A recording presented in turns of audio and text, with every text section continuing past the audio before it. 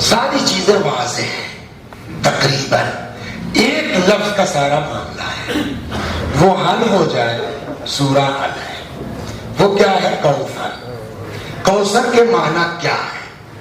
دیکھیے لفظ کے دو طرح سے معنی ہوتے ہیں، ایک اس کے لغوی معنی، ڈکشنری میں کیا معنی ہے، اور ایک اس سے کیا مراد لیے جا رہے ہیں۔ تو مدرسے کی لینگویج الگ ہے بھائی، کہ ایک لغوی معنی اور ایک اصطلاحی معنی۔ وہاں اصطلاح سے مطلب نہیں کہ نحو کے معنی لغت میں کیا ہے اور نحو کے معنی علم غیب کی اصطلاح میں کیا ہے، یہاں دوسری چیز ہے۔ دو طرح سے معنی ہوتے ہیں، ایک اس کے لغوی معنی، ڈکشنری میں کیا میننگ ہے، اور دوسرے بولنے والے نے اس سے مراد کیا لیا ہے، مقصد کیا ہے اس کا۔ مثلا مثال کے طور پر یہ دیکھیے آ رہا، میں نے کہا آئیے میرٹھ کا عقل مند آدمی آ گیا، تو عقل مند کے معنی معلوم ہے، لغت میں کیا ہے، ڈکشنری میں کیا ہے، لیکن میری مراد عقل مند سے کیا ہے؟ مثلا زید، عقل، عمر، فیضان، فخری، ہے نا؟ تو لغوی معنی کچھ ہے، مرادی معنی کچھ ہے۔ ایک بات ہوگی۔ دو، جو بھی مرادی معنی لیں گے آپ، اسی وقت مرادی معنی صحیح ہو سکتے ہیں کہ جب کہیں نہ کہیں لغوی معنی اس مرادی معنی میں پنہاں ہو۔ نہیں سمجھے آپ؟ مثلا ایک آدمی نہایت احمق ہے، نہایت دیوانہ قسم، میں نے کہا جا بھائی بڑا عقل مند آدمی ہے، یہ معنی مرادی صحیح ہے؟ تو کہیں نہ کہیں وہ اوریجنل معنی اس مرادی معنی میں پنہاں ہونے چاہیے۔ جب یہ دو مقدمے آپ نے سماعت فرما لیے تو اب آئیے کوثر کے معنی لغت میں کیا ہے اور کوثر سے اللہ نے کیا مراد لیا ہے۔ لغت میں جب جائیے گا تو کہتے ہیں کوثر مبالغہ ہے کثرت کا۔ کیوں؟ اب شاگرد ہے آپ کے تو کوثر مبالغہ ہے کاہے کا؟ کثرت کا، یعنی کوثر کے معنی ہے کثرت۔ کثرت بھی دو طرح کی ہے، ایک اچھی کثرت ہے اور ایک بری۔ ہر کثرت اچھی تھوڑی ہے، 50 شرابی اکٹھا ہو جائے اور آپ کہتے ہیں کیا بھیڑ ہے شرابیوں کی، تو یہ کثرت اچھی ہے؟ تو کثرت دو طرح کی ہے، ایک اچھی کثرت اور ایک بری کثرت۔ کوثر کا استعمال ہوتا ہے اچھی کثرت کے لیے۔ قرآن نے اسی مادے سے بری کثرت کا لفظ بھی بتایا ہے، الہاکم التکاثر۔ تکاثر کے معنی بھی کثرت کے ہیں، بٹ وہ بری کثرت ہے۔ کوثر کے معنی کیا ہے؟ اچھی کثرت۔ اسی لیے جو آپ کے گھروں میں قرآن رکھا ہے اس میں دیکھیے گا ترجمہ یہی ملے گا، اِنَّا أَعْطَيْنَاكَ الْكَوْثَرَ، پیغمبر ہم نے آپ کو خیر کثیر عطا کی۔ تو یہ خیر کیوں لایا اس میں کثیر کے ساتھ؟ کہ کوثر کا استعمال وہی ہو سکتا ہے جہاں اچھائی ہو کثرت میں، اور جگہوں میں نہیں ہو سکتا۔ صلوات بر محمد۔ اب اس کے بعد آئیے کہ کوثر کے معنی یہ تو طے ہو گئے کیا ہے؟ خیر کثیر، ایسی جو ہے وہ کثرت جس میں خیر پایا۔ مراد کیا ہے؟ میں نے آپ کو کوثر دیا، تو کوثر کیا ہے؟ کوئی پھل ہے، کوئی میوہ ہے، کوئی درخت ہے، کوئی چیز ہے کیا؟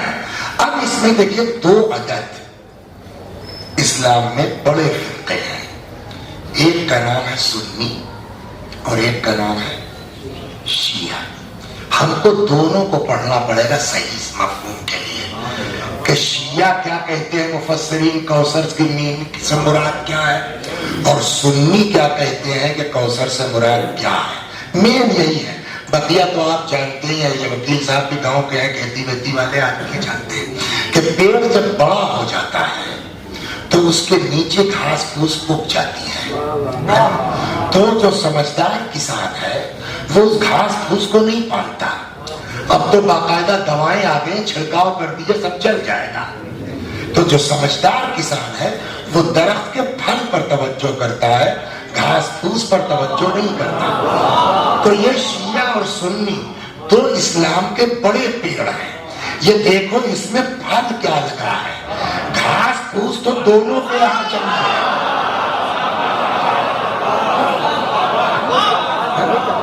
سنیوں کے یہاں بھی نیچے گھاس پھوس، کہیں وہابیت اور کہیں سلفی، کہیں کچھ وہ جم گئی ہے. شیعوں کے یہاں بھی کہیں نصیریت اور کہیں علی اللہ ہی. یہ ساری ہم کو اس سے بحث نہیں ہے. شیعہ درخت میں پھل کیا لگا ہے وہ دیکھو. صلوات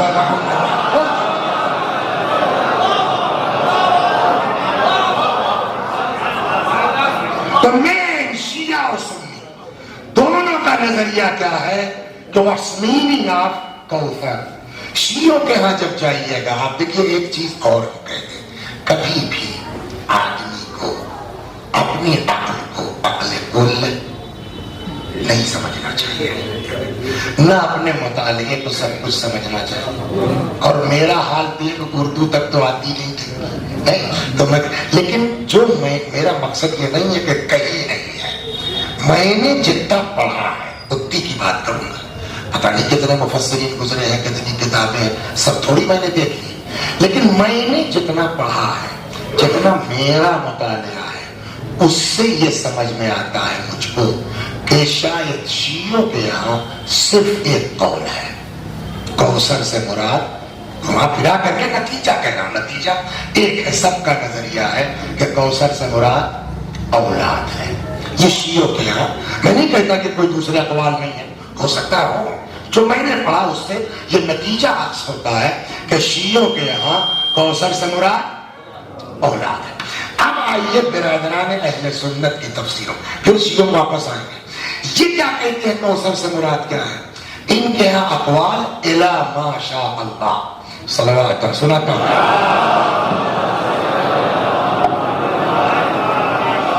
اب سوال یہ ہے کہ صاحب ایک دو کتابیں تو ہیں نہیں. دیکھیے اس میں کوئی شک نہیں ہے کہ چاہے شیعہ ہو چاہے سنی، ایک سے ایک مفسر گزرے ہیں، ایک سے ایک پڑھے لکھے گزرے ہیں، اور ایک سے ایک حق بات کہنے والے گزرے ہیں. یہاں پڑھیے گا تب آپ کو اندازہ ہوگا. لیکن مشکل یہ ہے کہ اب ہم اگر کوئی نام ایسا موٹا سا لے لیں جس کو پبلک جانتی ہی نہ ہو، تو سوائے اس کے میرے یہاں گاڑے گاڑے نام لے رہے تھے، پتا نہیں ہم نے تو سنا بھی نہ ہے نا. تو اس میں تو بقراتی ہے دکھ رہی ہے، مجلس تو دکھ نہیں رہی ہے، اور منبر قابلیت کے اظہار کی جگہ نہیں ہے، بات پہنچانے کا مقام ہے. آپ کتنے قابل ہیں اپنے گھر رہیے. آپ پبلک کو کیا ڈیلیور کرنا چاہتے ہیں آسان زبانوں میں ان تک بات پہنچائیے. اور یہ میری بات نہیں ہے، اللہ نے اپنے نبی سے کہا یہی بات. اگر پیغمبر واقعی اپنے علم کے اعتبار سے بات کرتے تو اس وقت کے بدوؤں کے بھیجے میں کچھ آتا.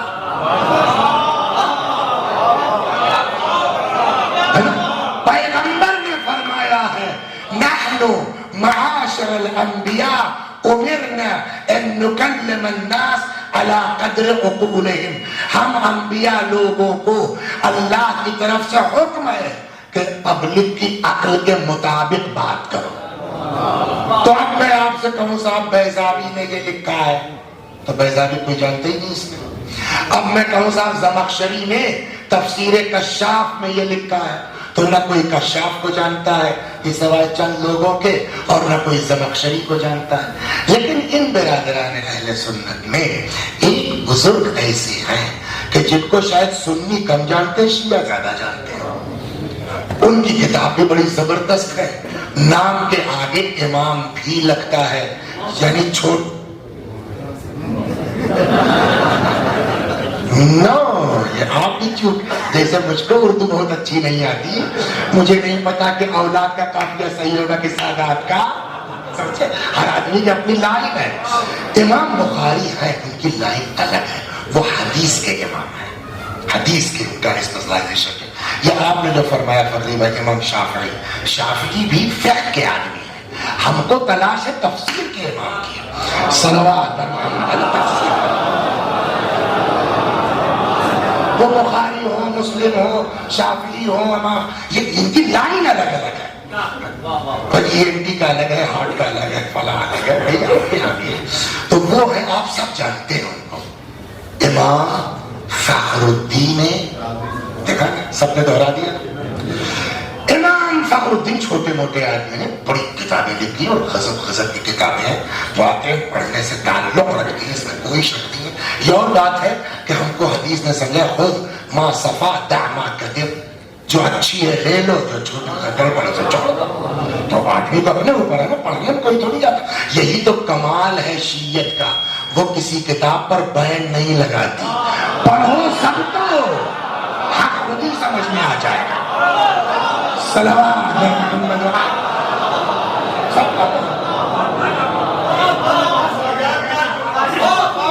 तो अब इमाम फखरुद्दीन राजी की तफसीर की किताब है अल कबीर। क्या नाम है? कबीर का मतलब ही बिग तफसीर है ना, बड़ी वाली। अल कबीर 32 जिल्दों में है। मेरे पास जो प्रिंट है वो 16 मुजल्लदात में, यानी एक में 2 जिल्द, तो 16 मुजल्लदात में कितनी? 32 जिल्दें हैं। उसकी 32वीं जिल्द मेरा छाप है, उसका पेज नंबर 1 2 4 1 2 124 से पहले से शुरू है और काफी लंबा गया, लेकिन जितना हमको अर्ज करना है वो 124वां पेज है। वहां ये कहते हैं कि कौसर से मुराद, बहुत 8-10 अकवाल लिख के, 1-2 मुकद्दमतन और मेन वाला सुना देता हूं। कहते हैं कौसर से मुराद हाउस, सलवात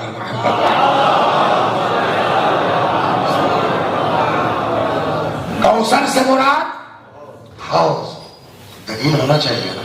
कैसे कह दिया आपने कौसर से मुराद हाउस? तो उन्होंने कहा इसमें चक्कर ये है कि एक रिवायत नकल की है, अनंत के पढ़ा लिखा आदमी बगैर दलील के बात नहीं करेगा।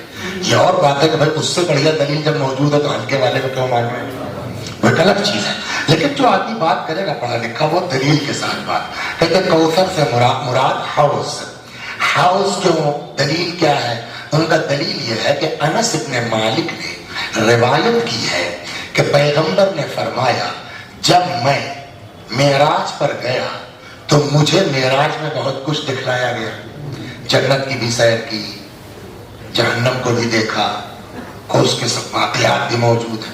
वैसे ही दिखलाते दिखलाते जिब्रील मुझको ले आए एक हाउस के पास, और वो हाउस क्या साहब हाउस था, दूध से ज्यादा सफेद, बर्फ से ज्यादा ठंडा, शहद से ज्यादा शीरी। मैंने हाथ डाला, बिल्कुल मेरठ की जबान में जिब्रील के क्या। तो अब अनस इब्न मालिक कहते हैं कि हजरत ने फरमाया कि जिब्रील ने कहा या रसूल अल्लाह यही तो कौसर है जो अल्लाह ने आपको अता फरमाया है। कहते चूंकि हदीस मौजूद है इसलिए हम कह रहे हैं कि कौसर से मुराद हाउस। अब क्या तर्जुमा होगा? इन्ना अअतैना का अल कौसर, हमने आपको हौज़े। एक बात हमने अर्ज की थी कि जो भी मुरादी माना होंगे ओरिजिनल माना फना नहीं होंगे। तो जब कौसर के माना कसरत के हैं तो जनाब फखरुद्दीन राजी ये हौज कैसे कौसर हो सकता है? इसमें कहा कसरत है, इसलिए कि हौज की एक लिमिट है ना। और बड़ा हो जाएगा तालाब कहलाएगा, हौज कहलाएगा ही नहीं। और बड़ा हो जाएगा दरिया कहलाएगा, तो हौज की एक लिमिट है ना। कैसे कह दिया आपने कौसर? मैंने कहा पढ़ा लिखा आदमी बेअकली बात तो करेंगे नहीं। फिर उन्होंने भी ये बात कही, कह रहे हाँ भी बात तो सही है। तो जानते हो इस हाउस को कौसर क्यों कहते हैं? जन्नत कितनी बड़ी है मालूम है किसी को? जन्नत की कुरान कहता है अर्दहा का अर्द समात वल अर्द, जन्नत की मसाहत जमीन और आसमान के बराबर है। तब ने इतनी सारी पब्लिक अटैक उसमें, तो अब जाहिर सी बात है कि हर जगह पानी चाहिए, हर जगह नहरें चाहिए। अब वहां हैंडपंप तो लग नहीं सकता, बोरवेल तो हो नहीं सकता, समरसेबल तो लग नहीं सकता, वहां तो पहले से होना चाहिए। तो पानी, वो कहते हैं फखरुद्दीन राजी कि इस हाउस को हौज कौसर इसलिए कहते हैं कि जन्नत में जितनी नहरें निकली हैं सब इसी हाउस से, चूंकि कसरत से इससे नहरें निकली हैं इसलिए इसको हौज कौसर कहा जाता है। एक आध और भी जाने दे, नहर भी है क्या है, वक्त कम है। दूसरा कौल ये कहते हैं कि कौसर से मुराद उलमा, सलवात कौसर से मुराद उलमा। ये कहां से कह दिया आपने? हौज आपने कहा ठीक है, समझ में आती है आपकी दलील है। उलमा कहां से कहा? کہ یار جملہ وَلَعَمْرِي میری جان کی قسم، یہ تو سب سے بڑا خیر ہے علماء کا۔ کیا تم نے حدیث نہیں سنی کہ پیغمبر نے فرمایا ہماری امت کے علماء انبیاء بنی اسرائیل کی طرح ہیں، اور دیکھو کیسے کیسے علماء اسلام میں گزرے، تو اس سے بڑا خیر کیا ہے؟ تو دوسرا قول کیا ہوا؟ کوثر سے مراد علماء۔ اب ترجمہ کیا ہوگا؟ اِنَّا أَعْطَيْنَاكَ الْكَوْثَرَ، ہم نے آپ کو حوض کوثر عطا کیا۔ ایک دوسرے قول کے مطابق اِنَّا أَعْطَيْنَاكَ الْكَوْثَرَ، ہم نے آپ کی امت میں کثرت سے علماء پیدا۔ اور بھی اقوال ہے، جلدی سے وقت کا کہتے ہیں کہ القول الثالث اولادہ، اور تیسرا قول کوثر سے یہ ہے مراد یعنی اولاد۔ اب اگر اولاد مراد ہے تب ترجمہ کیا ہوگا؟ اِنَّا أَعْطَيْنَاكَ الْكَوْثَرَ، ہم نے آپ کو کثرت اولاد عطا کی، کثرت نسل عطا کی۔ سوال دیکھیے صاحب، ہم شیعہ ضرور ہیں، ہم اہل بیت پر جان چھڑکنے والے ضرور ہیں، لیکن ہم کو یہ سکھایا گیا ہے بلا دلیل کے کوئی بات مت ماننا۔ آپ کی بات سر آنکھوں پر کہ کوثر سے مراد اولاد ہے، آپ نے حوض کہا دلیل دی، آپ نے علماء کہا حدیث پیش کی، کہاں سے کہہ دیا آپ نے کوثر سے مراد اولاد ہے؟ اب ان کی دلیل نقل کرنے سے پہلے میں آپ کو قصہ سناؤں۔ صلوات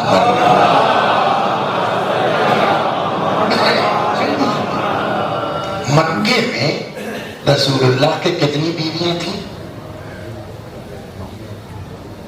مکے کی بات کہہ رہا ہوں، وہ اتار لوں گا سبھی پتہ چل جائے گا تمہیں بات نہیں ہے۔ مکے میں بات یہ سورہ کہاں نازل ہوا ہے؟ مکے میں۔ تو جب سورہ مکے میں نازل ہوا ہے تو سوال کہاں کا ہوگا؟ مکے کا۔ رسول اللہ کے کتنی بیویاں تھیں مکے میں؟ جواب صرف اور صرف حضرت خدیجہ۔ موضوع سے ہٹ کے ہے، لیکن اس پر 2 منٹ بات اس لیے کرنا چاہتا ہوں کہ دیکھیے ہم لوگوں کو کوئی میٹر نہیں، ہم تو آپ کے بیچ رہتے ہیں، کوئی مسئلہ ہی نہیں ہے، لیکن آپ جو باہر نکلتے ہیں تو یہ اعتراض بہت ہوتا ہے، یار تمہارے پیغمبر کے 10 بیویاں ہیں، 9 بیویاں ہیں۔ سوال یہ ہے، اب آئیے رسول اللہ کی شادی کس ایج میں ہوئی تھی؟ وکیل صاحب 25 سال۔ پیغمبر کی شادی کس عمر میں ہوئی؟ 25 سال۔ اعلان بعثت کب فرمایا رسول اللہ نے؟ 40 سال کی ایج میں، یعنی پیغمبر کے اعلان رسالت سے 15 سال پہلے شادی ہوئی۔ مکے میں رسول اللہ کتنے دن رہے؟ 13 سال، ہے نا؟ اعلان رسالت کے بعد کتنے دن رہے؟ 13 سال۔ 15 سال پہلے شادی ہوئی، 13 سال بجوڑیے کتنا ہو گیا؟ 28 سال۔ 28 سال میں 1 سال تقریباً نیئر اباؤٹ بغیر بیوی کے رہے۔ جناب خدیجہ کا انتقال ہوا ہے لاسٹ مکے کی زندگی میں، پھر پیغمبر نے کوئی شادی نہیں کی جب تک مکے میں رہے، وہ 1 سال سم تھنگ نکلتا ہے، تو 25 سال کی ایج میں شادی ہوئی۔ 52 پلس میں رسول اللہ کے تک ساتھ رہی خدیجہ، 52 پلس میں جناب خدیجہ کا انتقال ہو گیا۔ تو جناب خدیجہ کتنے دن رہی پیغمبر کے ساتھ؟ 27-28 کے درمیان ہے نا۔ آدمی کی جو جنسی خواہش کا پیک کا دور ہوتا ہے، شباب کا دور ہوتا ہے انسان کی جو سیکس کا، وہ کون سا زمانہ ہے؟ یہی 25 سے 50 کے درمیان نا۔ تو جو جنسیات کے شباب کا دور ہے اس میں رسول اللہ 1 بیوی ہے اور کر رہے ہیں، اور 1 سال بغیر بیوی کے ہیں۔ جب مدینے آئے تو ہو گئے 53 سال کے، انتقال ہوا 63 میں، 10 سال، 10 سال میں 10 بیویاں۔ اس کا مطلب یہ ہے جو مدینے کی شادیاں ہیں وہ ضرورت کی بنیاد پہ نہیں، مصلحت کی بنیاد پر۔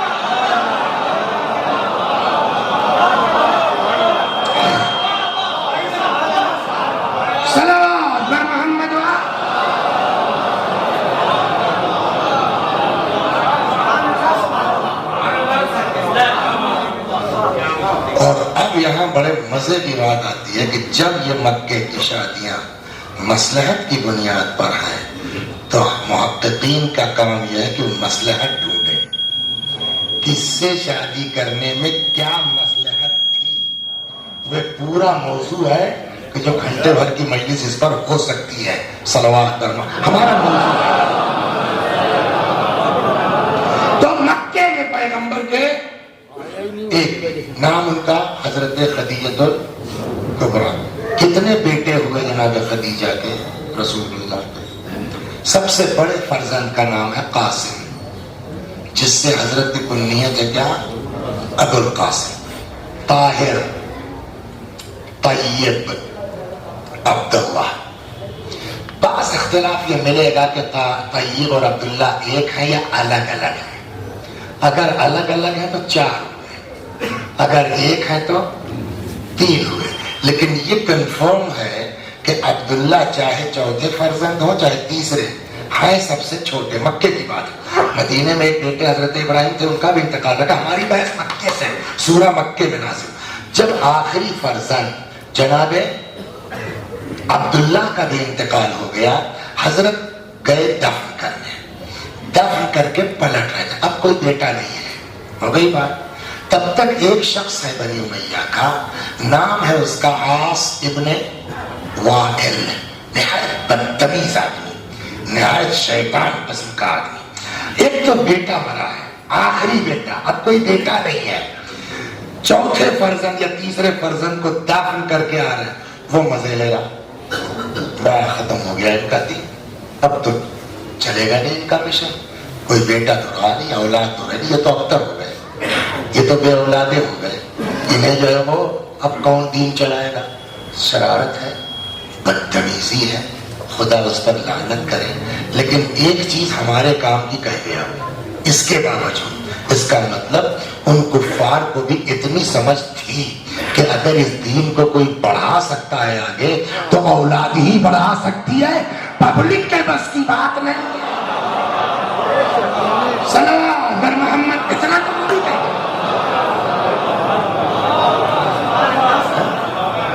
تو یہ اس نے پیغمبر پر یہ دانا دیا. اب آپ کو یہ بات سمجھ میں آ گئی؟ واپس آئیے.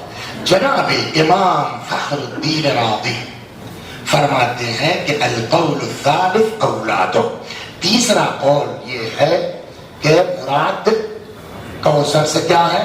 اولاد. صاحب دلیل کیا ہے؟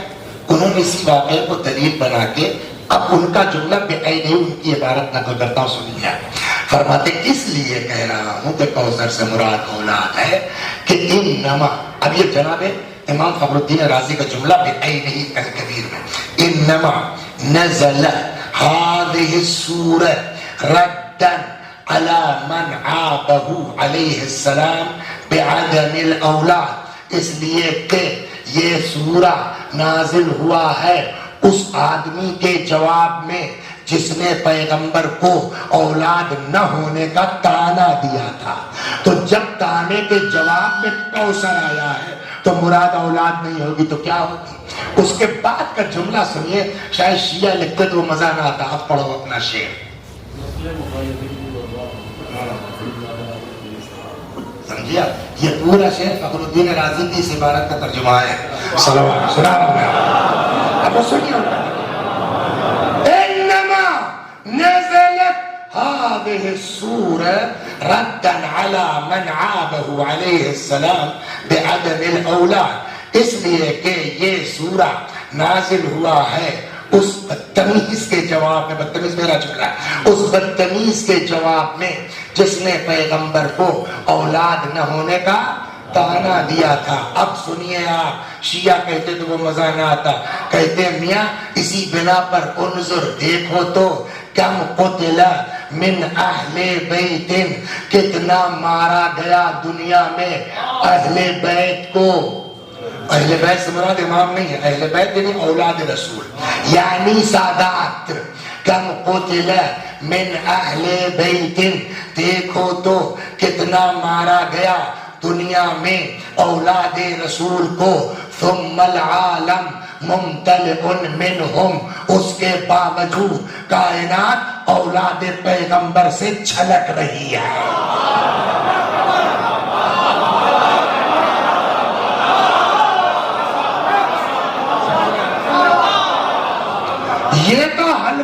جملہ اگلا شاید کوئی شیعہ سوچتا لکھتے ہوئے کم قتل من اہل بیت، کتنا مارا گیا اولاد رسول کو، ثم العالم ممتلئ منہم، اس کے باوجود کائنات اولاد پیغمبر سے بھری ہے. وَلَمْ يَبْقَ، عاصف نے وائل بنی امیہ کا تھا، وَلَمْ يَبْقَ مِن بنی امیہ احد یعبأ بہ، اور آج دنیا میں ایک آدمی ایسا نہیں ملے گا جس پر انگلی اٹھا کے یہ بتا سکو یہ بنی امیہ کی نسل کا ہے.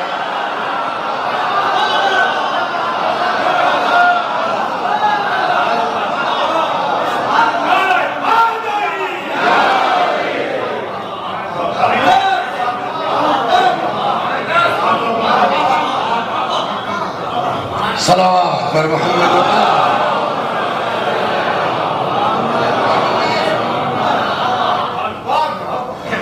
آپ کا ذوق دیکھ کے ایک نکتہ انہی کا اور سنا دوں، میرا نہیں نہ کسی شیعہ کا، انہی کا نکتہ ہے. اب قرآن نے کیا کہا؟ اِنَّا أَعْطَيْنَاكَ، ہم نے آپ کو عطا کیا.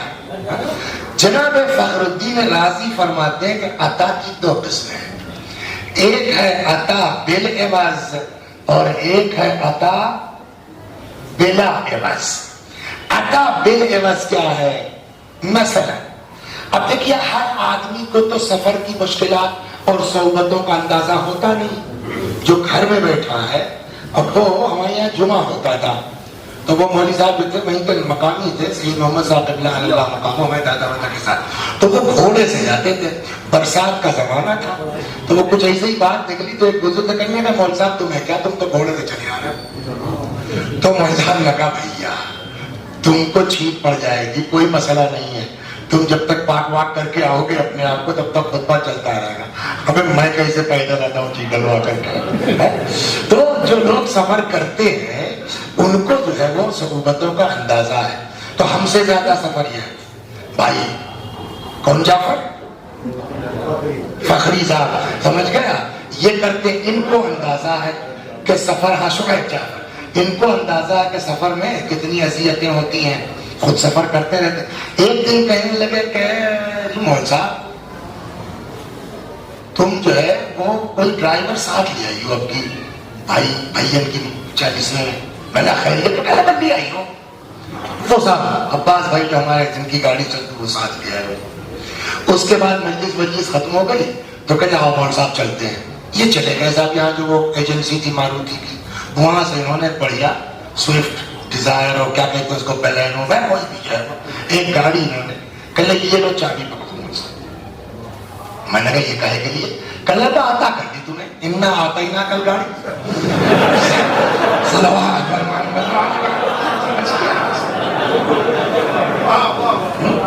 ہم نے آپ کو گاڑی دے دی. میں نے کہا بھائی یہ گاڑی کیوں دی تم نے، گاڑی دینے کی وجہ کیا ہے کچھ اور جو کہتے ہیں مول صاحب مانا کہ میلی سے پڑھنے جاتے ہو تم، یہاں گاڑی دوں گا تمہیں، وہاں مجھے براق مل جائے گا چلنا، کوئی عوض نہیں اس کا. تو یہ گاڑی انہوں نے دی کاہے کے لیے؟ عوض لیا کہ نہیں لیا؟ نہیں لیا. تو یہ عطا کیا ہے؟ بلا عوض.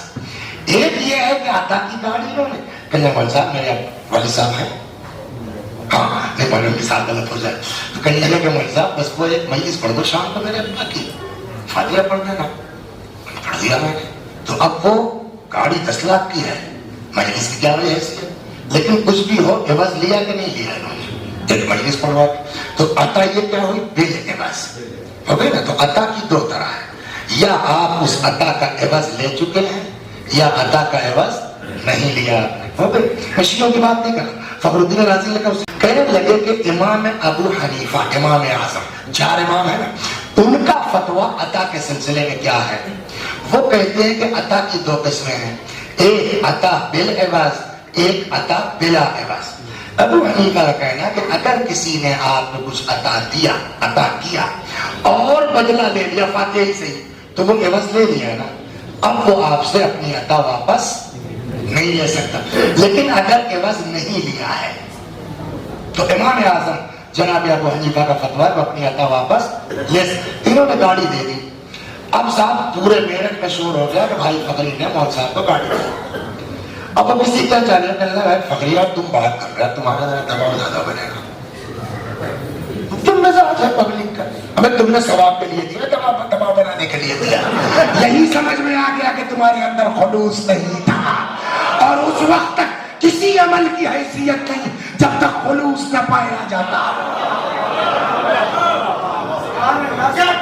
پیسے سے خریدنا چاہتے ہو تم, لیکن یہ دماغ میں انہوں نے فون کیا, یہ سوچا بھائی میں نے 10 لاکھ کی گاڑی دی ہے, میں بھی تو سنی.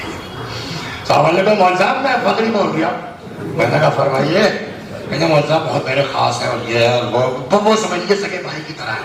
ہم بھی ان کو ابا کہتے تھے. وہ ان کا 40واں ہے, وہ اگلے سنڈے کو 24 کو. اب میرے سامنے مسئلہ, ایک طرف احسان ہے, ایک طرف وعدہ ہے, اور وعدہ بھی کب کا ہے, 6 مہینہ پہلے کا. آپ بتائیے مجھے کیا کرنا چاہیے, ہے نا. تم بچے سے آپ نے, میں نے کہا بھائی فقی میں معذرت چاہتا ہوں, میرا وعدہ بہت پرانا. ابے میں نے پہلے ہی کہا تھا یہ مولوی لوگ کسی کے نہیں ہوتے. مجبوری تو آپ لوگوں کے ساتھ بھی ہوتا ہوگا شاید. میں نے پہلے ہی کہا تھا ان کے ساتھ کچھ بھی کر دو, یہ کسی کے کام آنے والے نہیں ہیں. اب ان کو غصہ آ گیا. انہوں نے فون کر لیا مول صاحب اب میرٹ کب آ رہا. میں نے کہا ہاں مارچ میں ہے کوئی. کل تو گاڑی سے آئی یہاں سے ہم ٹکٹ کروا دیں گے بھائی, دلبر زیدی سے کہہ دیں گے آپ کا ٹکٹ کر دیں گے, وہ گاڑی لے کے آئی ہوتے. میں نے خیریت تو کل نے کہا مول صاحب 10 لاکھ کی گاڑی دی تم نے, ایک بار میری گاڑی واپس کر دو. اب سوال یہ کہ کیا ان کو اپنی عطا واپس لینے کا حق ہے یا نہیں ہے. جواب, اگر بدلہ نہیں لیا تو جب چاہیں اپنی گاڑی کھنچوا سکتے ہیں, لیکن چاہے عطا جتنی بڑی ہو, عوض چاہے جتنا مختصر ہو, فاتحہ پڑھوا لیا نا, مجلس پڑھوا لیا نا, تو اب آپ کو گاڑی واپس لینے کا حق نہیں ہے. یہ فتویٰ کس کا ہے؟ امام ابو حنیفہ کا. اس فتوے کو لکھنے کے بعد فخر الدین رازی نے اپنا دماغ لگایا. کہنے کہ اللہ نے کہا میں نے تمہیں کثرت نسل عطا کی ہے. سوال اس بات کا ہے کہ اللہ نے نسل عطا کرنے کے بعد, کوثر عطا کرنے کے بعد بدلہ عوض لیا کہ نہیں لیا؟ اگر نہیں لیا ہے تو اللہ جب چاہے سادات کو دنیا سے ختم کر سکتا ہے. عوض نہیں لیا, جب چاہے ختم کر سکتا. لیکن اگر اللہ نے عوض لے لیا تو میرا لگتا ہے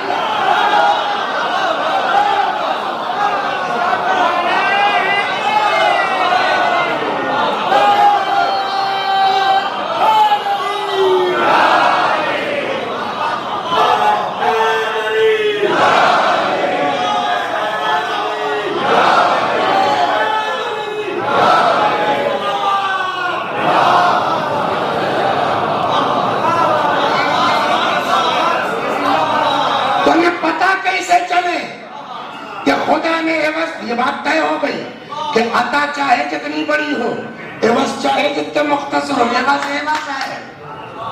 پتہ کیسے چلے اللہ نے عوض لیا کہ نہیں لیا؟ فخر الدین رازی کہتے ہیں ڈھونڈنے کی ضرورت نہیں, اگلی آیت پڑھ لو. انا اعطیناک الکوثر, ہم نے کوثر عطا کیا, فصل لربک وانحر, آپ نمازیں پڑھیے اور قربانیاں دیجئے. کہ جب خدا عوض لے چکا تو اب قیامت آ جائے گی, اولاد رسول ختم نہیں ہو سکتا. شاید یہی وجہ ہے آپ لوگوں کو تو پتہ بھی نہیں ہے, ایسی جگہوں پر لوگ رہتے ہیں. ہم لوگوں سے پوچھے شاید یہ بھی گئے, ہمیں ایسی جگہوں پہ لوگ رہتے ہیں جہاں راستہ نہیں, سڑک نہیں, سمجھ گئے آپ. بیٹھے ہوئے کائے پر سائیکل کے کیریئر جی ہاں, ٹریکٹر پر چلے جا رہے صاحب مجلس سے, پبلک کے لیے تو آٹو لگا, رکشا لگا. وہاں پہنچے جنگل بیابان, ایک گھر ہے. کہاں سے آیا, کیا نام ہے آپ کا؟ مثلاً کہنے لگا فلاں حسین عابدی. میں نے کہا یار یہ عابدی اس جنگل بیابان میں کیا کر رہا ہے؟ فوراً یاد آیا انا اعطیناک الکوثر, ایک جملہ. اور اب وہ لوگ جو روزے کی چھوٹی منصبیاں تھی, کیا کہتے ہیں اس کو, جمعہ مجلس تھی, چھوٹی کربلا میں جو لوگ موجود تھے وہاں ایک بات میں نے پڑھی تھی کہ جب جناب فاطمہ اس کائنات میں آئی تو بی بی سے ایک نور ساطع ہوا. وَلَمْ يَبْقَ مِنْ شَرْقِ الْأَرْضِ وَلَا غَرْبِهَا, نہ مشرق نہ مغرب, یاد ہے کوئی جگہ ایسی بچی نہیں جہاں فاطمہ کا نور چمکا نہ ہو. اب سمجھیں, جہاں جہاں نور فاطمہ چمکا وہاں وہاں اولاد زہرا پہنچی. صلوات بر محمد و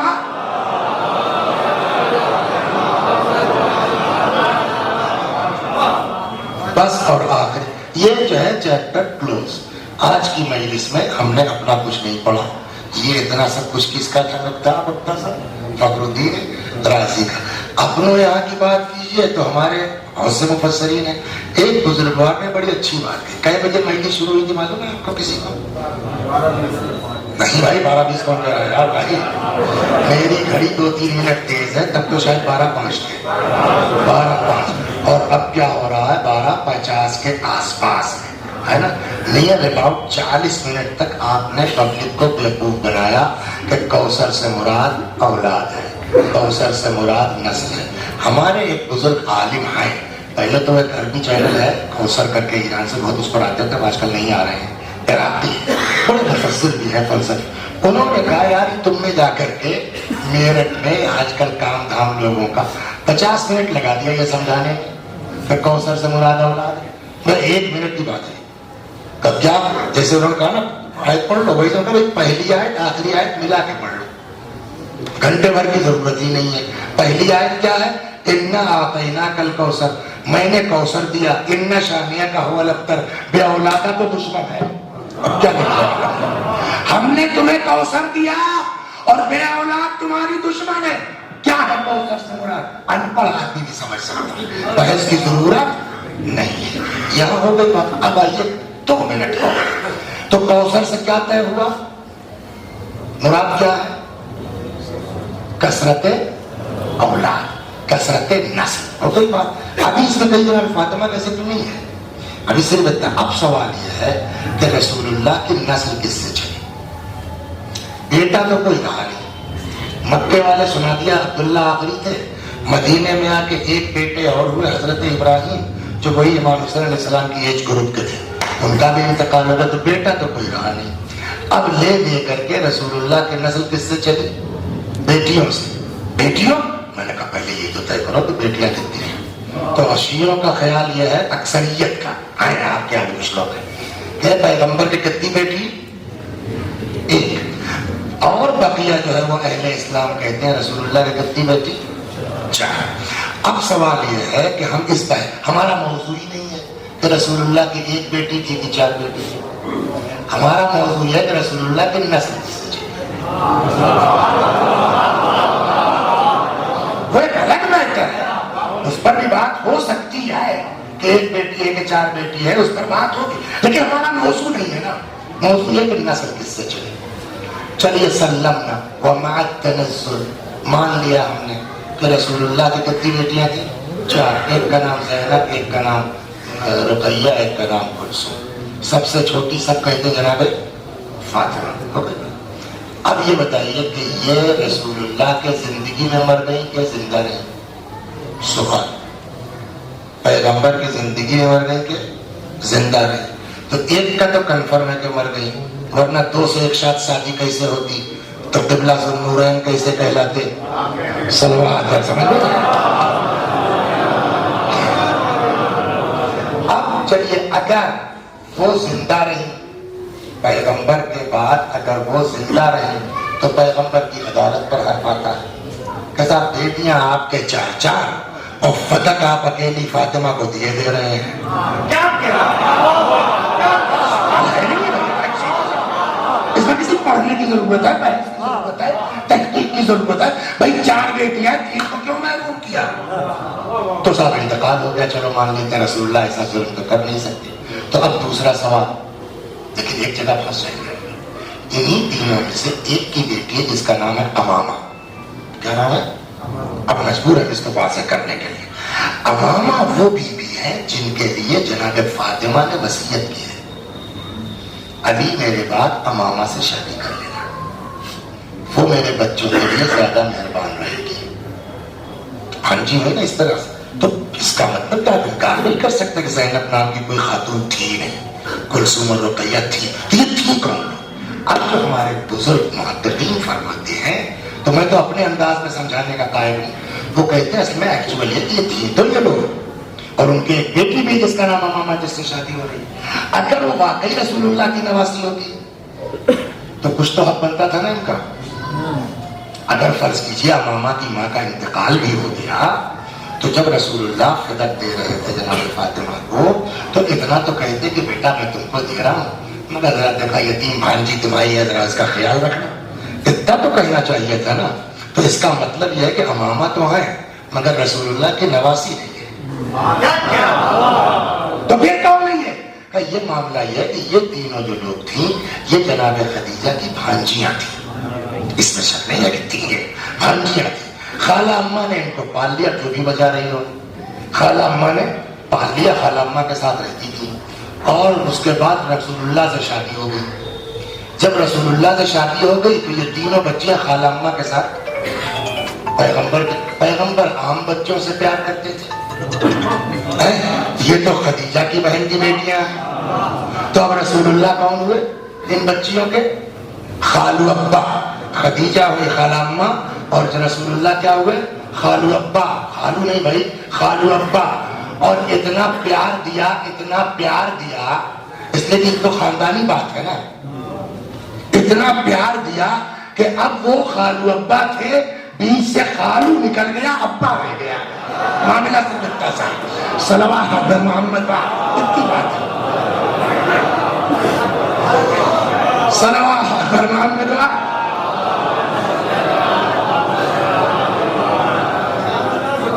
تو اب یہ طے ہو گیا کہ رسول اللہ کے کوئی بیٹی نہیں, اور اگر بیٹی بھی ہے تو ان سے کوئی نسل چلی نہیں. اب کون بچا؟ ایک لے دے کر کے جناب فاطمہ زہرا. پیغمبر کے لیے خدا نے کہا ہم نے آپ کو کثرت نسل عطا کی. نسل کس کے ذریعے چلی؟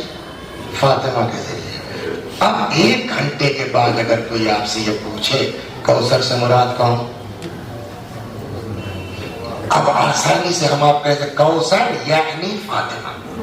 ہو گئی نا بات. اب جب یہ طے ہو گیا کہ کوثر یعنی فاطمہ, ایک آیت اور پڑھ لیجیے, آپ دونوں کو ملا کے پڑھ لو, مزہ آ جائے. ارشاد ہوتا ہے وَلَسَوْفَ يُعْطِيكَ رَبُّكَ فَتَرْضَىٰ. وہی عطا کا لفظ ہے. وَلَسَوْفَ يُعْطِيكَ رَبُّكَ فَتَرْضَىٰ. پیغمبر ان قریب میں آپ کو وہ عطا کروں گا کہ آپ راضی ہو جائیں. پھر صلوات پڑھیے محمد اللہ. تو لاک ڈاؤن میں تو بہتوں کو برباد کیا ہے. بہت سے بیچارے مہمان آ گئے سڑک پر. تو میرے بڑے بھائی کا بیٹا یہ دلی میں جاب کرتا تھا, تو لاک ڈاؤن لگ گیا تو وہ ورک فرام ہوم ہو گیا. تو ایک دن کہنے لگا وہ بابا بہت ڈر لگتا ہے دلی میں, آ جاؤں میں, آ جاؤں. اس نے کمپنی میں اپلیکیشن دی کہ میرے باپ کی طبیعت نہیں تھی کہ میں ہوم ٹاؤن سے کروں گا, ایکسیپٹ کر لوں. کہنے لگا یہاں گاؤں میں فیض آباد آ جاؤ. تو اب وہ فیض آباد پہنچ گیا, میرے ساتھ رہے. اس کے 2 بچی ہیں, تو ہماری کیا ہوں پوتیاں ہوں نا. تو ترسا ہوا آدمی اس کو جو 2 پوتیاں ملی تو خوب لگ گئے. کتنے دن لگیں گے آپ مجلس پڑھنے میں جانا, کبھی دکان لے جا رہے ہیں یہاں, وہ صاحب خوب دل مل گئی. اب کہیں مہینے وہ دادا چلو دکان پہ چلو, میں نے کہا بیٹا آج نہیں جا رہا ہوں, کب آ رہا ہوں. وہ کل بھی کہیں نکل گئے, پرسوں بھی کہیں نکل گئے, 4 دن بعد کہیں نکل گئے. اب جو پہنچے تو اب ان کو سلام کر رہے ہیں, السلام علیکم. دکان لے جانا تھا نا پرسوں. جب بہت رد کر ہیں جھٹے دادا, جھٹے دادا, سمجھ گئے.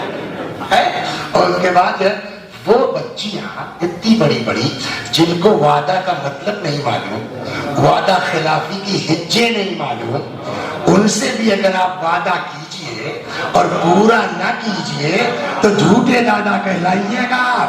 اللہ نے اپنے نبی سے وعدہ کیا ہم وہ عطا کریں گے کہ آپ راضی ہو جائیں. وعدہ پورا ہوا کہ نہیں ہوا؟ اگر ہوا تو کیسے؟ کَإِنَّا أَعْطَيْنَاكَ الْكَوْثَرَ, ہم نے تمہیں فاطمہ دی. اب سمجھے اللہ نے فاطمہ عطا کی تاکہ نبی راضی ہو جائے. خدا نے اپنے نبی کو فاطمہ دی. کیوں؟ تاکہ میرا پیغمبر، دنیا چاہتی ہے اللہ ہم سے راضی ہو جائے، خدا پیغمبر کو فاطمہ عطا کرتا ہے میرا نبی مجھ سے. تو جب فاطمہ خدا اور پیغمبر کے درمیان رضا کا وسیلہ ہے تو ہمارے اور خدا اور ہمارے اور نبی کے درمیان بغیر فاطمہ کے رضا ممکن ہی نہیں ہے. شاید اسی لیے نبی نے فرمایا ان اللہ یغضب لغضب فاطمہ ویرضی برضاها. اللہ اس پر غضبناک ہوتا ہے جس سے فاطمہ غضبناک ہو جائے، اس سے راضی ہوتا ہے جس سے فاطمہ راضی ہے. اگر خدا کو راضی کرنا چاہتے ہو، اگر رسول اللہ کو راضی کرنا چاہتے ہو تو کیا کرنا ہوگا؟ فاطمہ کو راضی کرنا. فاطمہ خوش، اللہ خوش، فاطمہ خوش، رسول اللہ خوش. کچھ کہتا ہے اب وقت نہیں ہے. وہ فاطمہ جس کا اتنا مرتبہ ہے کہ اس کی ناراضگی خدا کی ناراضگی ہے. یہی نا مطلب نکلا، جس کو اللہ اپنے نبی کی رضا کا ذریعہ بنا ہے وہ فاطمہ. انصاف سے بتائیے، کبھی کبھی سوچتا ہوں کہ یار ان لوگوں کے پاس بھیجا ہی نہیں تھا، دماغ ہی نہیں تھا، عقل ہی نہیں تھی، کیا چکر تھا؟ جس فاطمہ کو نجات کا ذریعہ بنانا چاہیے تھا، شفاعت کا ذریعہ بنانا چاہیے تھا، بخشش کا ذریعہ بنانا چاہیے تھا، اس فاطمہ کے دروازے پر تھا. اس فاطمہ کے دروازے پر لکڑی. اللہ اکبر. اب آج چونکہ عین شہادت کی تاریخ ہے، لہذا میں آپ سے اجازت چاہوں گا دفن تک جانے کی. یہ اس دن پڑھ چکا، سنتے رہتے ہیں کہ دروازے پر آگ لائی گئی، لکڑی لائی گئی، دروازہ جلا دیا گیا. نتیجہ کیا ہوا؟ یہاں پھوڑا کوڑے کی وجہ سے تسلی ٹوٹ گئی. ایک دو دن نہیں، روایت کہتے 40 دن بستر علالت پر رہی ہے. سلمہ زوجہ ابو رافع کہتی ہیں جس دن بی بی کی شہادت ہوئی ہے، آج 3 جماعت ثانی،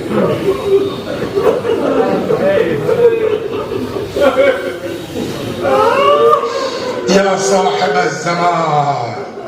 ٹھیک ہے کہ یہ کسی کے 40ویں کی مجلس ہے، لیکن مولا آج بی بی کی شہادت کی تاریخ ہے. ہم سب آقا تمہیں پرسہ پیش کرتے ہیں.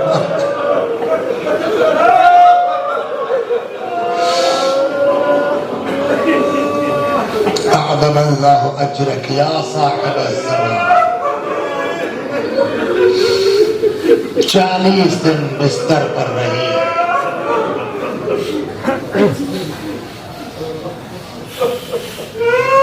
سلمہ زوجہ ابو رافع کہتی ہے جس دن شہادت ہوئی ہے اس دن کچھ بے چینی زیادہ تھی. کبھی داہنی کروٹ، کبھی بائیں کروٹ. سلمہ کہتی ہے میں نے سر پہ ریدا ڈالی، نکل پڑی. جا کے کم از کم مولا کو اطلاع تو دے دوں. ادھر سے امیر آ رہے تھے، سلام اللہ علیہ. کیا بات ہے سلمہ، بہت گھبرائی ہوئی لگ رہی. بی بی کی حالت اچھی نہیں ہے، نہیں لگتا کہ باپ زندہ پائیے گا. مولا آئے، تیز قدموں سے آئے، سرہانے بیٹھ گئے. بہار میں جو روایت ہے، تکیے سے سر اٹھایا، وَوَضَعَهُ عَلَى حِجْرِهِ، اپنی آغوش میں رکھ لیا، بڑی محبت سے پکارا زہرا. کوئی جواب نہیں. فاطمہ کوئی جواب نہیں، بنت رسول کوئی جواب نہیں۔ واقعی روئیے آج، ایسا روئیے کہ لگے فرشتوں کو کہ ہاں آج شہادت کی تاریخ ہے اور ان کے چاہنے والے بیٹھے۔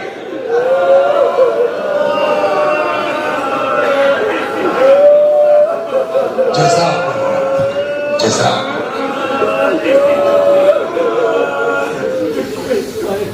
زہرا کوئی جواب نہیں، فاطمہ کوئی جواب نہیں، بنت رسول کوئی جواب نہیں۔ جب کئی بار پکار چکے ہیں تو حضرت نے کہا زہرا میں علی پکار رہا ہوں۔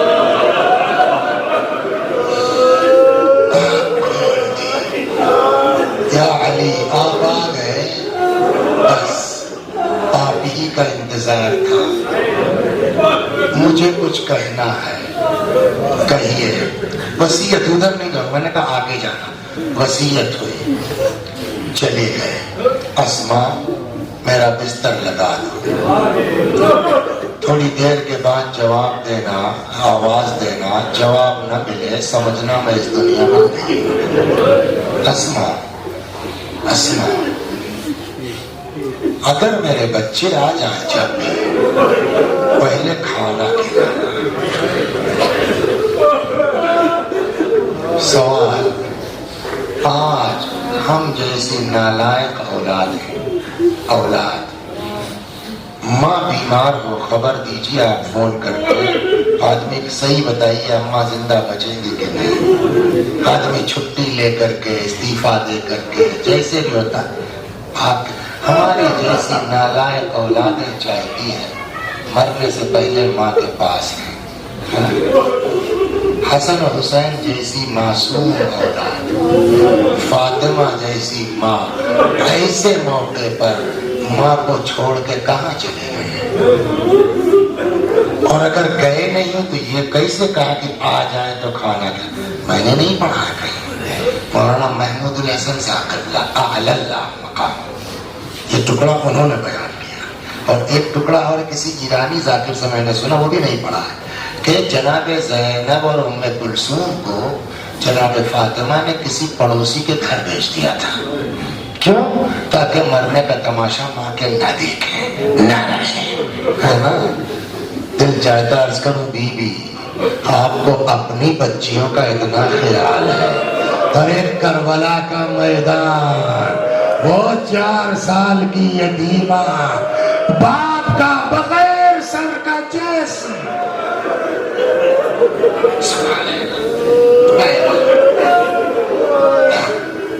تو یہ جو میں نقل کرنے میں نے نہیں پڑھا تھا، مولانا محمود الحسن صاحب قبلہ اعلی اللہ مقامہ نے نقل فرمایا کہ اس میں کہتے ہیں بچے نہیں گئے تھے کہیں، تب کماں نے ہٹایا تھا۔ کیسے؟ کہ جب محسوس کر لیا تو بی بی نے بلایا امام حسن و حسین، یہاں کیا کر رہے ہو؟ ذرا نانا کی قبر پہ چلے جاؤ، اماں کے لیے دعا کرو، اس بہانے سے بچوں کو ہٹایا۔ اور اب روایت کہتی جیسے دونوں شہزادے آئے، ہاتھ اٹھا کے دعا کرنا چاہتے ہیں، قبر پیغمبر سے آواز آئی، اے فاطمہ کے یتیموں یہاں کیا کر رہے ہیں؟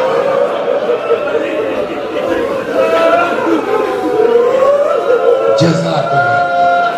روئیے آج اپنے مسائل بھی پڑھنے کا، روئیے آج 3 تاریخ، آپ یہ سمجھئے کہ آج حسن و حسین کے لیے عاشور کا دن ہے۔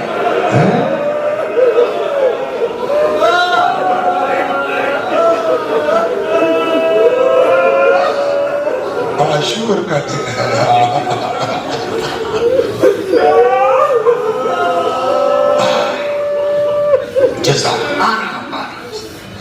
اب جب یہ آواز آئی تو سمجھ گئے نا، وہاں سے چلے۔ ادھر اسما کہتی ہیں کہ میں نے کئی آواز دی، حجرے میں جا کے جواب نہیں ملا، چادر پلٹی، دیکھا بی بی اس دنیا میں نہیں ہے، میں نے اپنے آپ کو گرا دیا۔ اتنے میں آہٹ محسوس ہوئی، شہزادے آ گئے، اپنے کو نارمل کیا، باہر آ گئے۔ اسما اماں کہاں ہے؟ اب اسما کو تو نہیں پتا ہے نا کچھ کہ وہاں کیا ہوا قبر پیغمبر پر، ان کو تو وصیت پر عمل کرنا ہے۔ وہ کہیں لا کے کھانا رکھ دیا، چلو کر کیا ہے، یہ نارملی کھانا لا کے کہیں جیسے کچھ ہوا ہی نہ ہو۔ نانا کی قبر سے اس طرح کیا، اسما ہاں اماں کہاں ہے، کھا لو بتاتی ہوں۔ تم نے کبھی دیکھا ہے ہم نے بغیر ماں کے کھا لو؟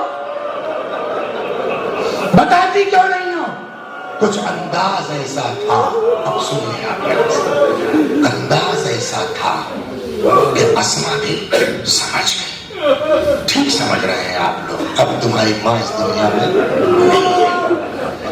علامہ مجلسی رضوان اللہ علیہ لکھتے ہیں کہ یہ خبر سن کے دونوں شہزادے ماں کے جنازے پر آئے۔ امام حسن نے اپنے آپ کو گرا دیا جسم پر مار، پتا نہیں ماں کو امام حسین سے، امام حسین کو کتنا لگا۔ روایت کہتی آئے امام حسین آئے، یہ ہے نا تلوہ پیر کا، اپنے رخسار پہ رکھ لیا، اماں تمہارا لال آیا ہے، اماں تمہارا حسین آیا ہے، اماں حسین کا جواب دو ورنہ روح جسم میں باقی نہ رہے گی۔ ایک اسما ہے، کیا کرے، بہرحال جیسے بھی ہوا اسما نے سمجھایا، کرو گے اب کیا کرو گے، یہاں تڑپ کے کیا کرو گے، جاؤ کم از کم بابا کو تو اطلاع دے دو۔ اب روایت کہتی دونوں شہزادے آئے مسجد میں، ظہر و عصر کے بیچ یا عصر کا وقت، دوپہر کا وقت، مولا مسجد میں آئے، امام حسن و حسین علیہ السلام دونوں آئے، کھڑے ہوئے۔ آپ بتائیے کہنے کی ضرورت آئے، کھڑے ہوئے، غور سے کہے بابا بیٹا ہم یتیم ہو گئے،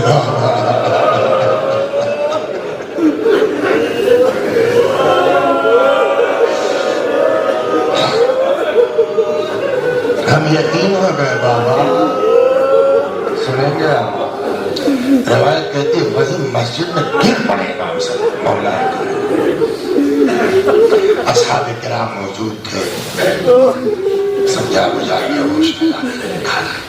اب یہ ایسا واقعہ تھا جس کو دبایا نہیں جا سکتا تھا، چھپایا نہیں جا سکتا تھا، مگر وصیت کیا ہے، یہ لوگ میرے جنازے میں، اور اب دروازے پر بھیڑ لگی ہوئی ہے سمجھنے کے لیے کیا ہونا ہے، کیسے ہونا ہے، کیا کیا جائے۔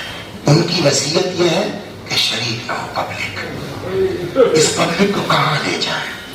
تاریخ کہتی ہے گھر میں میٹنگ ہوئی، ابو ذر گھر کے فرد کی طرح ہے، جیسے سلمان کے لیے منا اہل البیت ہے، ویسے ابو ذر کے لیے بھی حدیث ہے منا اہل البیت۔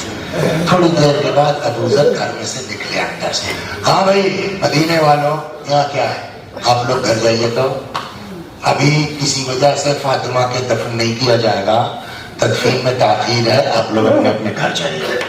اس بہانے سے یہ کہہ کے سب کو ہٹا دیا گیا۔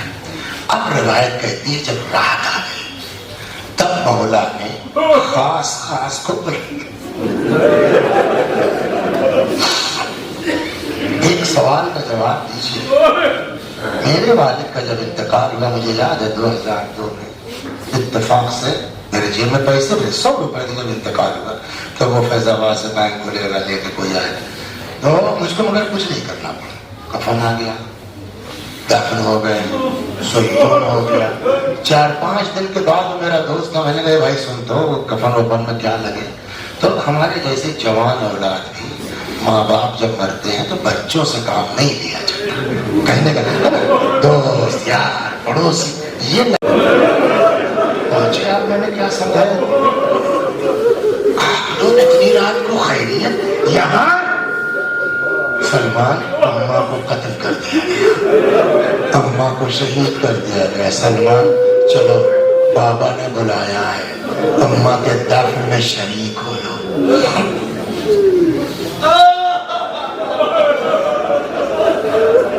دیکھیں بھائی جب آدمی پر پڑتی ہے تب اس کو اندازہ ہوتا، ہر بات کتاب میں تھوڑی ہے۔ اب آپ ذرا غور کیجیے، جن کے جن کے یہاں یہ حادثہ ہو چکا ان کو تجربہ ہوگا، جب انتقال ہوتا ہے ماں کا، باپ کا، بیوی کا، عزیز کا، شوہر، کسی کا بھی انتقال ہوتا ہے تو جس وقت روح نکلتی ہے اس وقت گھر والے تڑپ کے روتے ہیں، چیخ کے روتے ہیں، پلپلا کے روتے ہیں، لیکن پھر کام ہے، اطلاع دینا ہے، قبر کھدنی ہے، اور بھی مسائل ہیں، تھک جاتا ہے آدمی، روتے روتے چپ ہو جاتا ہے۔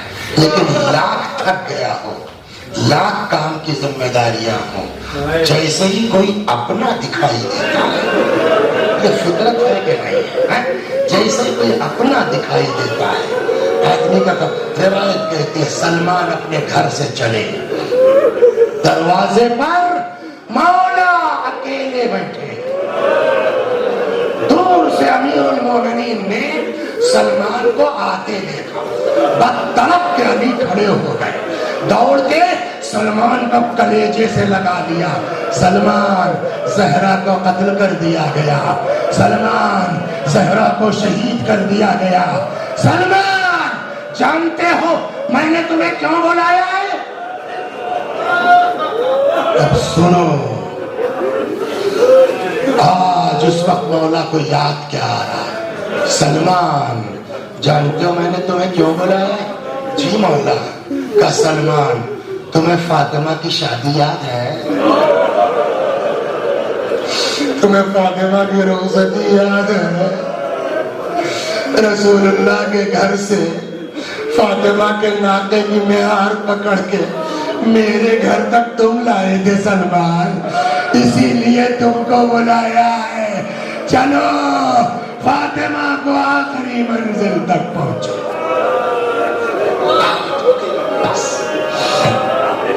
کتنا پہنچانے دیئے، آخر چلتا، غسل دیا گیا، کفن پہنایا گیا، جنازہ تیار ہو گیا۔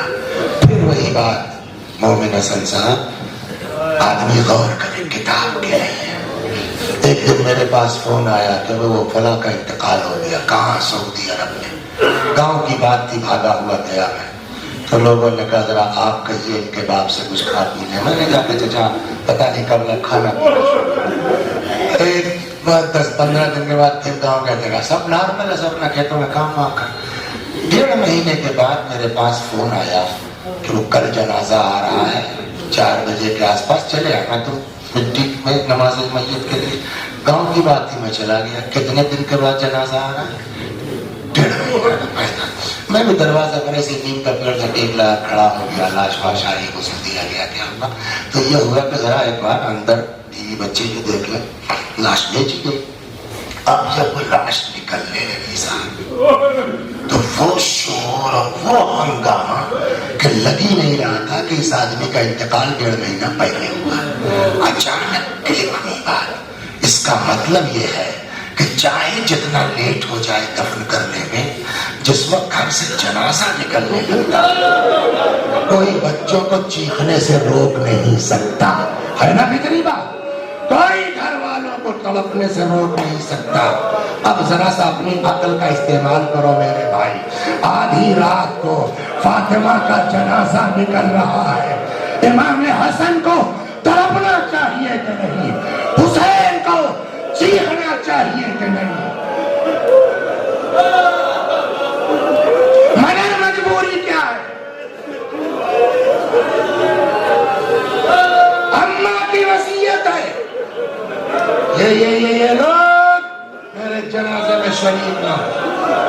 غم کہتا ہے چیخو، مصیبت کہتی ہے تڑپو، حالات کہتے ہیں آواز نہ نکلنے پائے، ورنہ آواز جائے گی یہ شریک ہو جائیں گے۔ اب سنا دوں آپ کو، صرف کربلا میں پابندی نہیں تھی رونے کی، تاریخ کہتی ہے آدھی رات کو شہزادی کا جنازہ گھر سے نکلا، آگے آگے فاطمہ کا جنازہ ہے، پیچھے پیچھے حسن و حسین گریبان میں منہ ڈالے، آہستہ آہستہ سسکتے ہوئے ماں کے جنازے کے ساتھ ساتھ ہیں، رو نہیں سکتے۔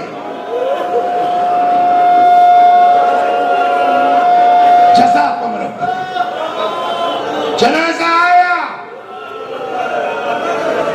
قبر کے پاس آیا. اس میں بہت ہیں ایسے لوگ جنہوں نے عورتوں کے دفن میں شرکت کی ہے. کتنے لوگ چاہیے؟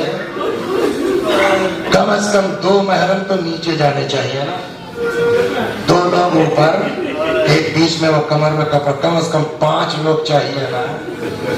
اس آدھی رات کو میرا مولا کیا کرے؟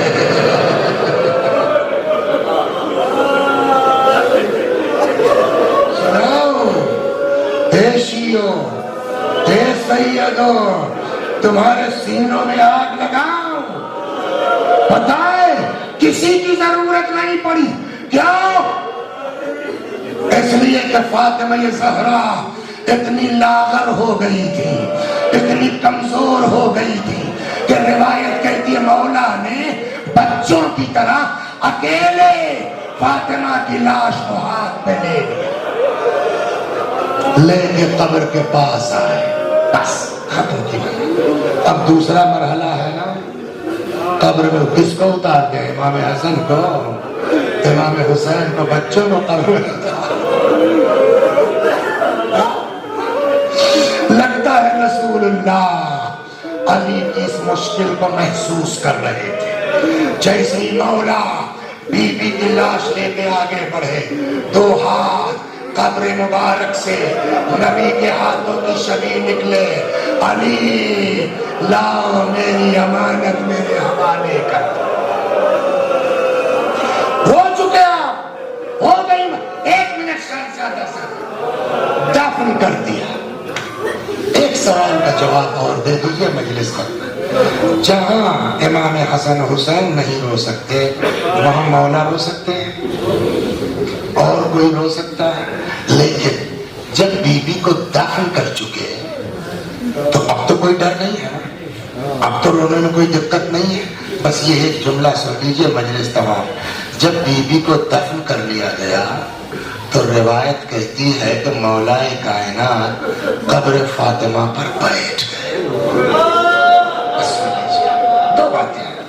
قبر فاطمہ پر بیٹھ گئے، رخ کیا وہیں سے رسول اللہ کی قبر مبارک کا. سلام ہو یا رسول اللہ آپ پر، میری طرف سے، آپ کی بیٹی کی طرف سے جو آپ کے پاس ابھی پہنچی ہے. یہ بھی آپ کو بتائیں گی کہ آپ کے بعد کیا ہوا. سن لیجیے بس آخری 2-3 جملے ہیں، شاید 1 ڈیڑھ منٹ. قرآن کہتا ہے وَجَعَلْنَاهُمْ أَئِمَّةً يَهْدُونَ بِأَمْرِنَا لَمَّا صَبَرُوا. ہم نے ان کو امام بنایا، وجہ ان کا صبر ہے. یعنی امام سے زیادہ کائنات میں کوئی صبر نہیں کر سکتا نا. لیکن اب یہاں روایت کہتی ہے قبر پر بیٹھ گئے. رسول اللہ سے باتیں کرتے کرتے عجب جملہ ہے مولا کا، سنیں گے آپ. فرماتے ہیں قبر فاطمہ پر قلّا یا رسول اللہ ان صفیتک صدری. یا رسول اللہ آپ کی چہیتی کی جدائی اب علی سے برداشت نہیں.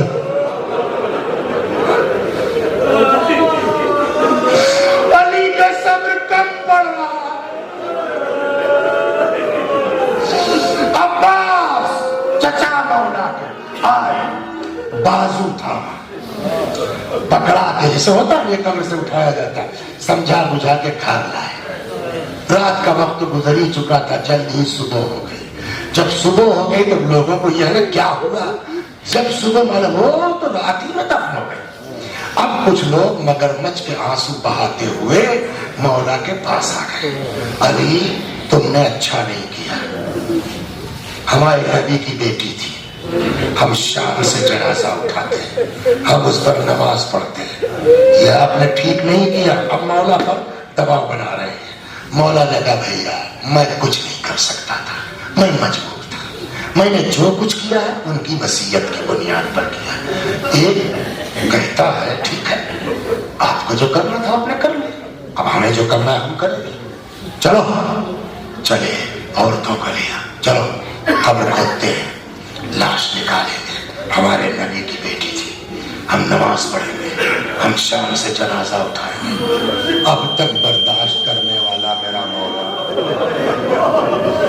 بچے سے یہ جملہ سنا، آقا نے تلوار لی، ایک یہ رضا ہے زد ایک رضا تھی مولا کی، وہ زد ابا ڈالی، تلوار لی، وہ آ کے بقی میں کھڑے ہو گئے دونوں طرف، آؤ ہاتھ لگا کے دیکھ لو۔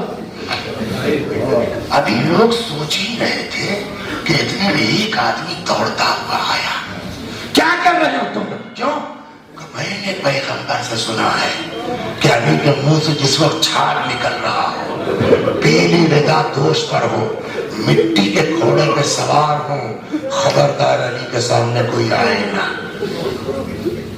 ڈر گئی پبلک۔ اب لوگوں نے کہا ٹھیک ہے علی، جو آپ نے کیا ٹھیک کیا، جو کیا ٹھیک کیا، ہم جا رہے ہیں، چلے گئے۔ کچھ یاد آیا آپ کو؟ مجلس تو ہو گئی، لیکن امام حسن کا ایک جملہ ہے، لا یوم کیومک یا ابا عبداللہ، حسین تمہاری کربلا سے بڑھ کے کچھ نہیں ہے۔ آپ تو بہت اشعار کہتے ہیں، اس کو بھی کہیے۔